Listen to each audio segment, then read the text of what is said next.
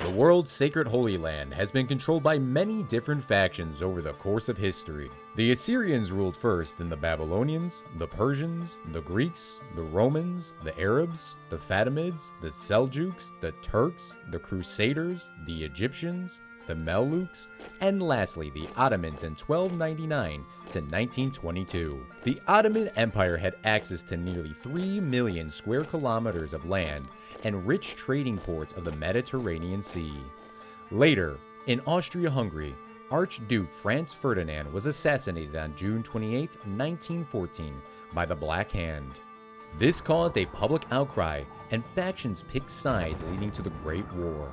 The Ottoman Empire joined the Central Powers in October 1914 and would surrender to the Allies 4 years later.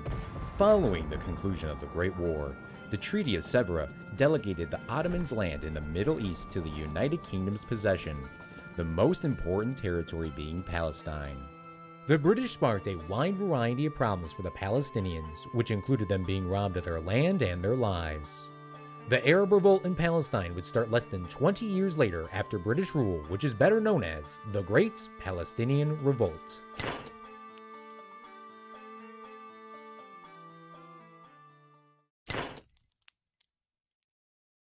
At the end of World War I, the British government ruled over Palestine.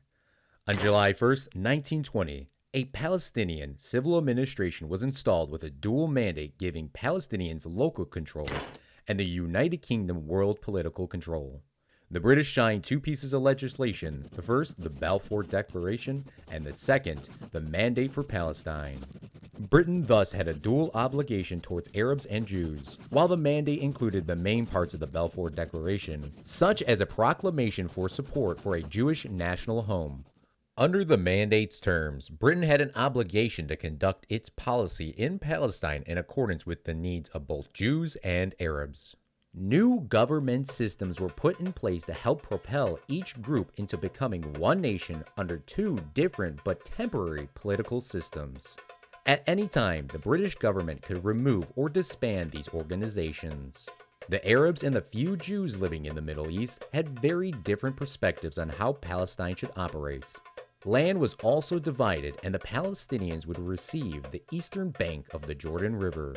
These temporary governmental systems did not keep these 2 groups together, but slowly drove them apart.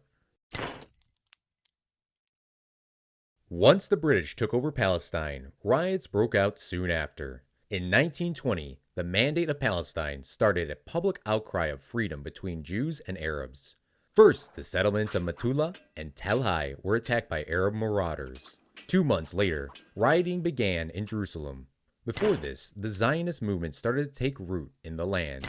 Zionism is a nationalistic movement that supports a Jewish national state in Palestine. Their goal is to create a national state by any means necessary.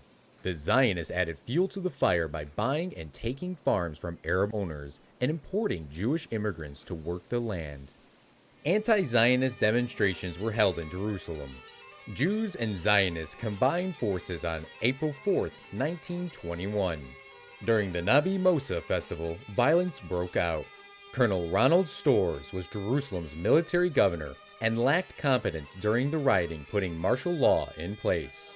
5 Jews and 4 Arabs were killed, 242 people injured, and dozens of Jewish properties looted and vandalized before British troops were able to restore order. Zionist Vladimir Jeptinsky was given a 15-year prison sentence for provoking the rioting against the Arabs. Unfortunately, the British justice system dropped his sentence to 1 year to prevent Zionists from starting another riot. Just over 1 year later, on May 1, 1922, the Jewish Communist Party planned a march calling for Palestine to become a communist state. The communists did not have the proper approval and clashed with the local Arabs. Fighting broke out and civilians on both sides were killed. The British High Commissioner, Herbert Samuel, requested additional troops from Egypt to put down the rioting. When it was over, 47 Jews and 48 Arabs lay dead, and another 146 Jews and 73 Arabs were wounded. Most of the Arab deaths came from clashes with British troops when they were trying to put down the rioting. 8 years later, the Western Wall riots began in 1929. This was caused due to the British's favoritism towards the new Jewish National Home Mandate policy, which increased the Jewish population and allowed Zionists to purchase land from unwilling Palestinians. Protests took place in August. Once again, violence ensued. In less than a week, from the 23rd to the 29th of August, the official casualty counts listed 133 Jews killed and 339 wounded, mainly by Arab rioters, and 116 killed and 232 wounded, mainly by British security forces. This unprecedented violence spawned 3 commissions of inquiry, forced the British Mandate authorities to reevaluate and temporarily suspend their policies. Once again, the Palestinians were betrayed by the British government. They were losing their land, their world political stance, and their lives. The Great Palestinian Revolt has a few names, the other 2 being the Arab Revolt in Palestine and the Great Revolt. This revolt lasted 3 years during 1936 to 1939 after the Palestinian Mandate was put in place. The Jewish population skyrocketed from 57,000 to 320,000 in 1935. Nazism in Europe plagued and targeted Jews as the leading cause to Germany's defeat in World War I. Hitler used Jews as a scapegoat, blaming them for Germany's economic and social problems. The Nazi Party promised to resolve these issues and in 1932 won 37% of the vote. The persecution of Jews began systematically shortly after Hitler came to power. The Nazis introduced anti-Jewish decrees which gradually eliminated the rights of the Jewish citizens. Fleeing Jews went to Great Britain but were redirected to the Middle East. Now in Palestine, they claimed this land as their own, even though the Palestinians had full rights to the land. The split governmental system that the British installed never gave the Jews any true power. Jenin al-Husseini called for a National Palestine Day, which took place on May 16, 1936. A general strike took place almost immediately after. Akram was the organizer of the general strike and wrote, "We would have expected that the Arab Higher Committee would have risen up since its founding and traveled throughout the land in order to strengthen the people's morale and to breathe into them the spirit of rebellion. We want the Arab Higher Committee to act as Gandhi acted in India when he called for civil disobedience. We want the committee members to be an example to their sons of their nation in the battle for the homeland." The goal of the general strike was to protest British colonization, Jewish immigration, boycott Jewish products, and withhold tax payments from the British government. Palestinians had a strong advantage in keeping this strike alive. Most of the Palestinian population were farmers and provided food to their fellow Palestinians. British inflicted home demolitions to anybody involved with or suspected in participating in the general strike. In November 1938, the Higher Committee ended the general strike. Neighboring nations of Iraq, Jordan, and Saudi Arabia informed the Higher Committee that Great Britain would comply to their terms of returning Palestine back to the natives. The United Kingdom never did and hit back harder.